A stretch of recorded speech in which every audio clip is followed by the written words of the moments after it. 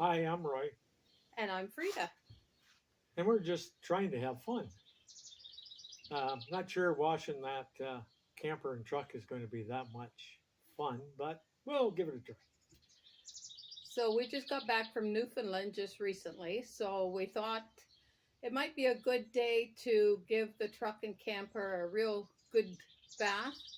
So today we're going to show you how we load the camper on the truck. There's no set rules on how to do it. This is just the way we have done it over the years, and we found that it works for us. Yeah, we'll try to get some of the Quebec Highway 389 dust off of it. And some of the Newfoundland and Labrador dust. Yeah, they weren't as bad as 389. Anyway, hope you enjoy watching this video. And Yeah, we won't be showing every little minor step. I hope it makes sense. And well, let's get at it. when we do put the camper on the truck, it takes all of our attention to do it. You have to be very careful when you do it so that you don't damage anything. So it'll be filmed in steps rather than a constant flow. Hope you enjoy. Thanks for watching Don't forget to hit the like button. and subscribe. Okay, this is how we put the camper, tie it down on the truck.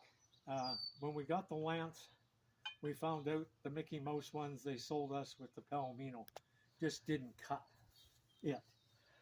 This thing, attachment on the bumper, if anybody ever tries to tell you you can put a camper on it, then it better be one of those little pop-ups that weigh about 500 pounds, because anything heavier, that's ridiculous to mount it to your bumper. It's just not solid enough. So I made these up. I didn't make the bracket up underneath, but I strengthened these and it to for the Lance.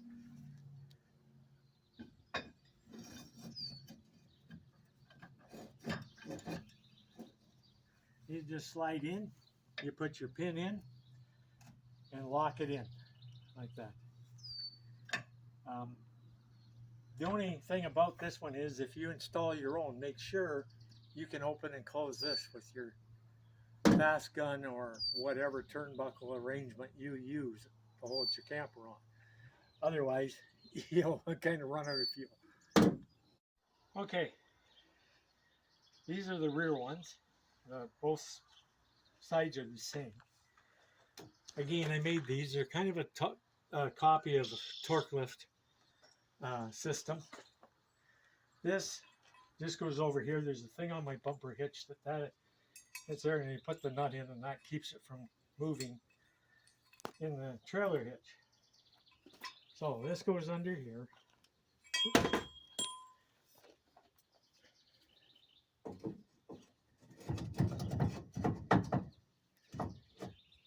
Goes in until that bolt hits. Then you put this on. Sorry for not crawling under there, but I stay cleaner this way a little bit. Is that like a bracket you put underneath it? That's a bracket to keep the piece from sliding out of the trailer hitch. It goes over that piece on the trailer hitch right here. This big piece on the trailer hitch. Now it's locked in.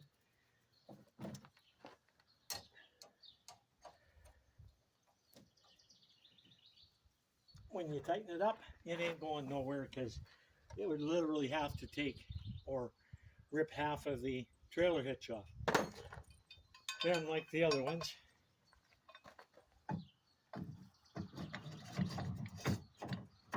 put that in.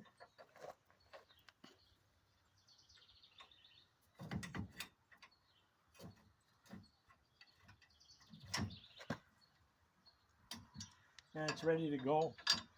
On all four corners, I put a quick link, a heavy quick link, like that, to put my tie downs in. So there they go. You just do that on both sides. You can't find much of anything stronger on this truck than that trailer hitch to attach it to. And I see you have them all labeled so you know can easily identify which one goes into which Yeah, I'm not sure why, but spot. it's handy to know. Because These can only, this inner piece can only go one, it has to go on this side. And the other one, because of the twisting, you can't mix them up. And it just saves time. I just come out and put the right one on the right side and the left one on the left side. And it's done. I figured it's because we're old and we forget easily. Well, that's what I said, isn't it?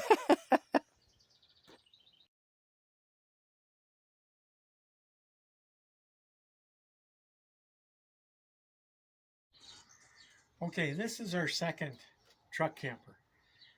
Our previous one, I did a hard braking one time to avoid somebody to pull out of a stop sign in front of me. And our truck camper actually moved in that truck. This is a different truck, but we made the mistake of having a bed liner in the truck. That's a real no-no with the campers. If you got a bed liner, it's got to go. We have this nice heavy rubber mat in this truck, and this truck has X-liner in it. So everything grips nice and tight in this truck.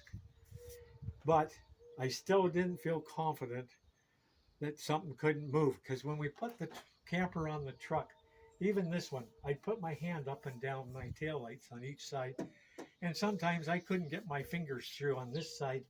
On that side, I could flop them back and forth, meaning the camper's in crooked. So I did a couple things. One, I made this so that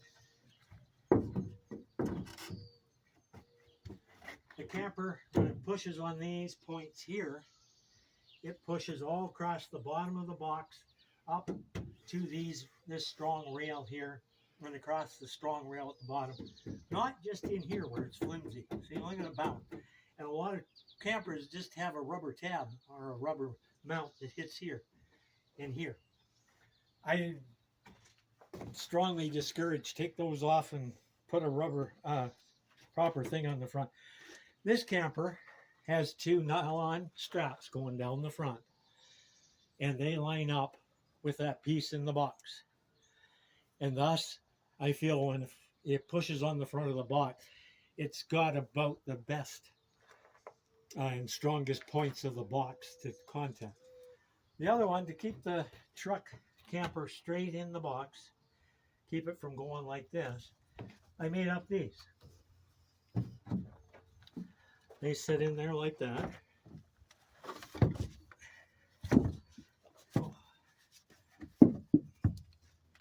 Opposite each other.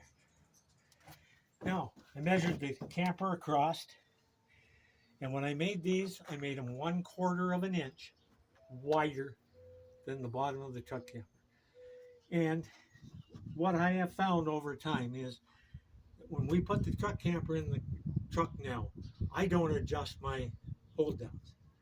You'll see them later, but I don't adjust them. They usually go right back exactly where they were if I put them exactly where they were when I took them off. Meaning these blocks have centered my camper and put it at the right spot there. That wood piece is just a little wider than the top of the box up here,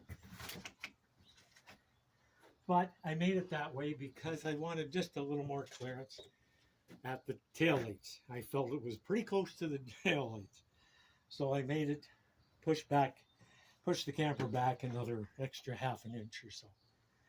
And these have worked really well for me over the years. And like I say,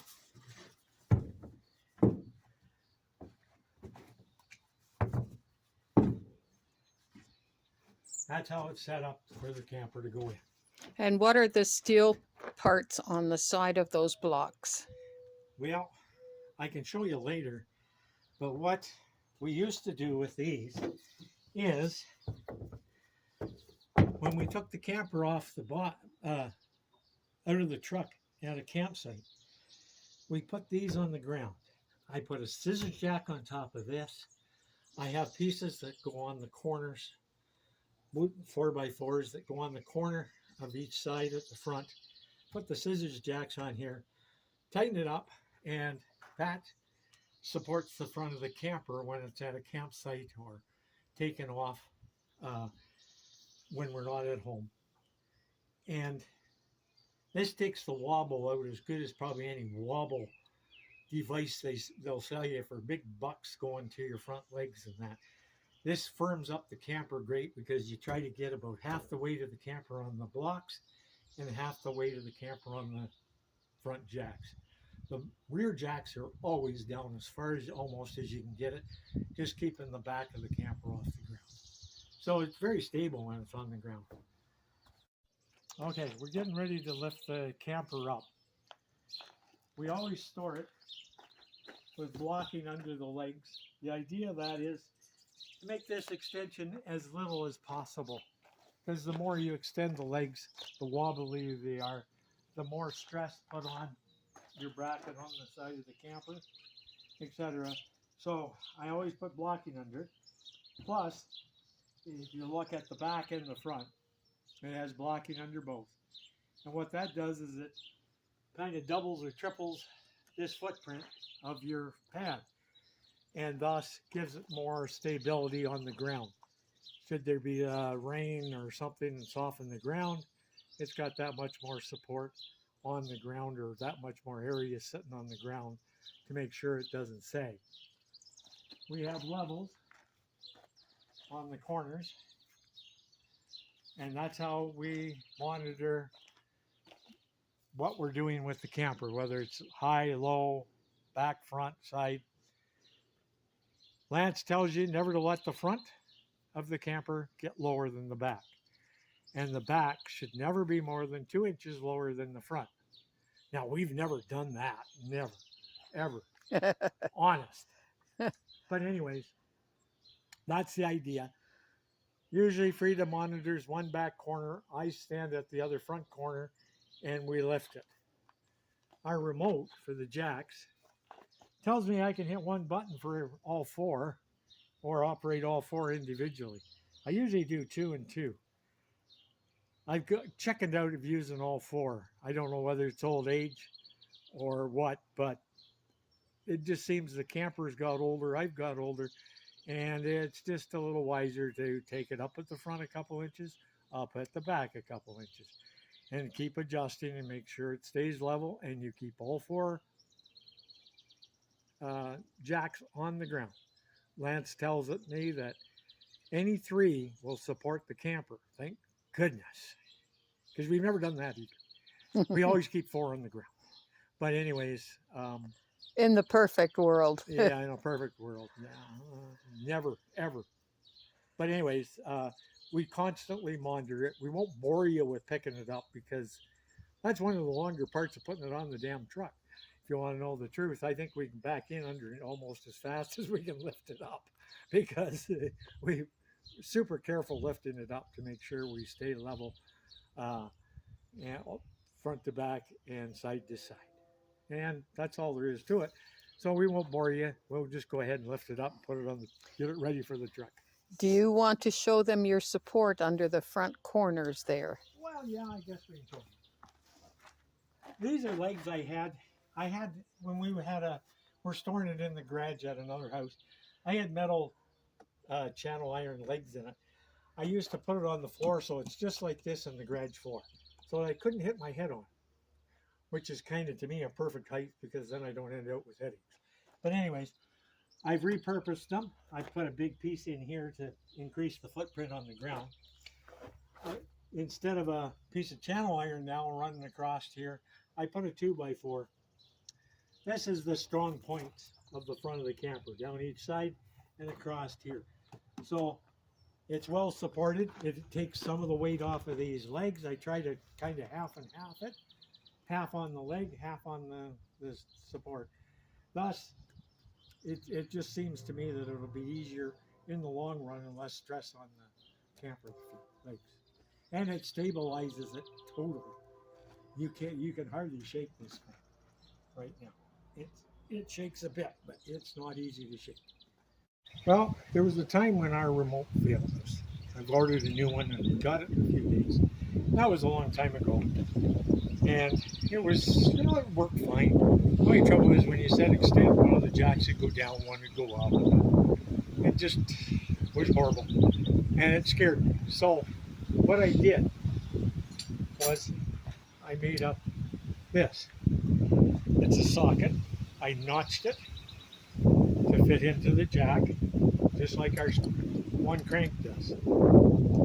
Now the reason I did this was one of us can crank a jack on each side. We can take the camper down, down, up, and up.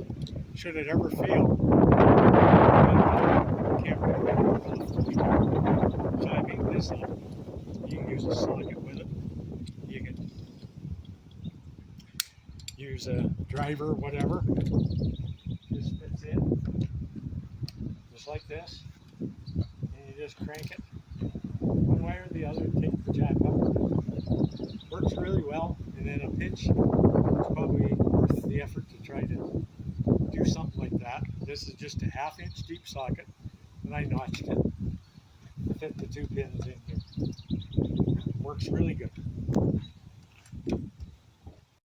Okay, we talked about this earlier and how I use these to support the camper at a campground or someplace when it's off the truck. What I do is I take these that center the camper in the bed of the truck. I take 2 of these,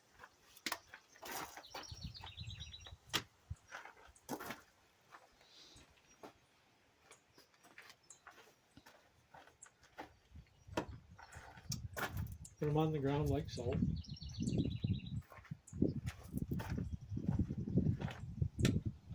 And I take my scissors jack,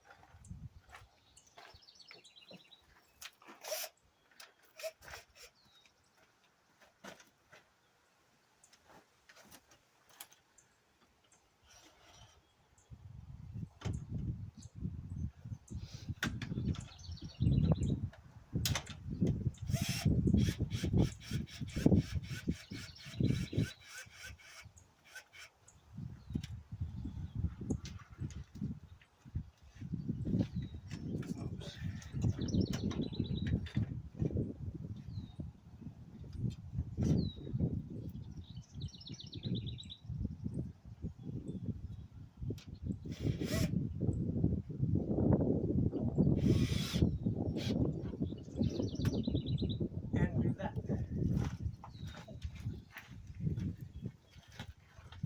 Then I try to adjust it so that this leg and this are both carrying 1/2 and 1/2 the weight. Do the same on the other side, and it really stabilizes the front of the camper when it's off the truck. It's night and day difference between the long legs only and the 4 points of support, and it works really well. These pieces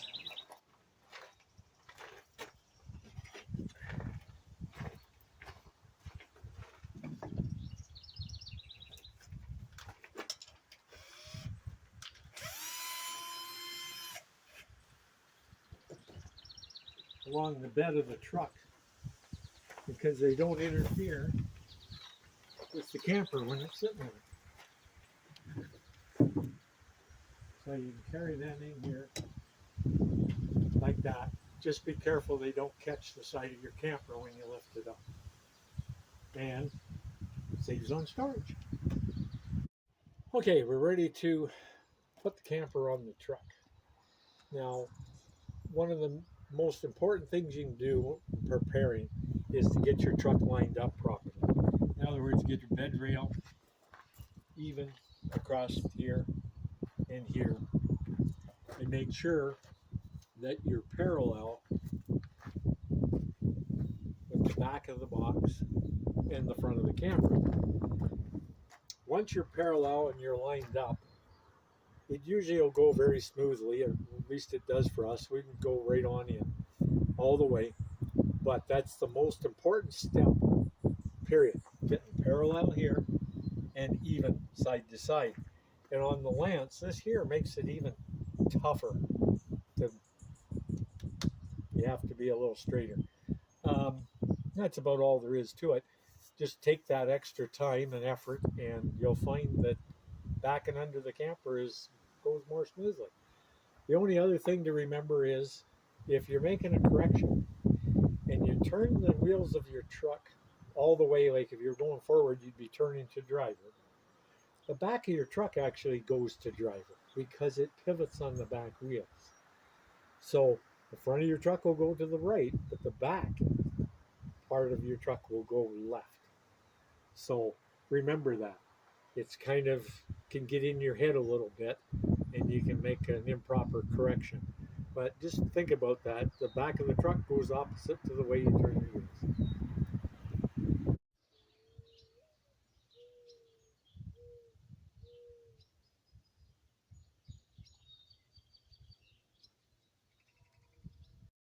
Okay, we're halfway in.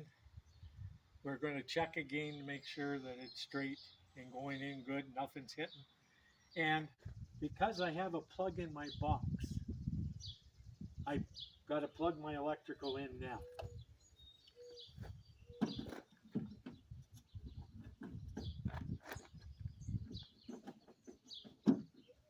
It's a little hard to see, but hey, it's doable.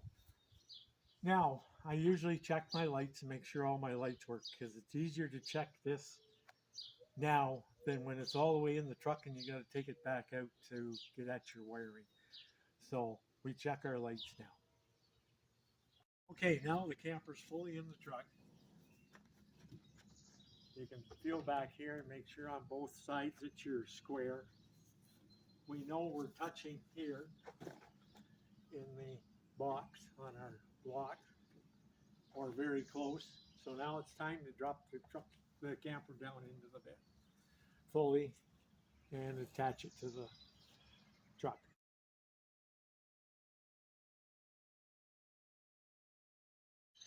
Okay, the camper is fully down in the truck bed.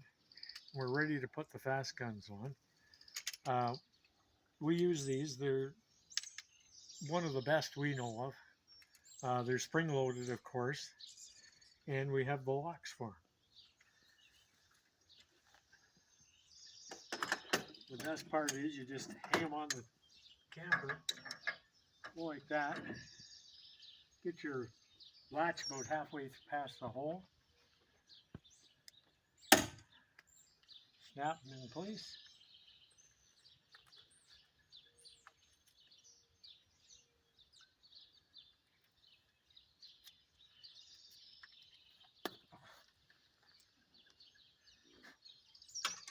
Hang on to the lock. Yeah, try not to jump. Put the lock on it. I highly recommend the locks because they claim these are very easy to steal, and they are if they're not locked, and they are a hot commodity for the thieves.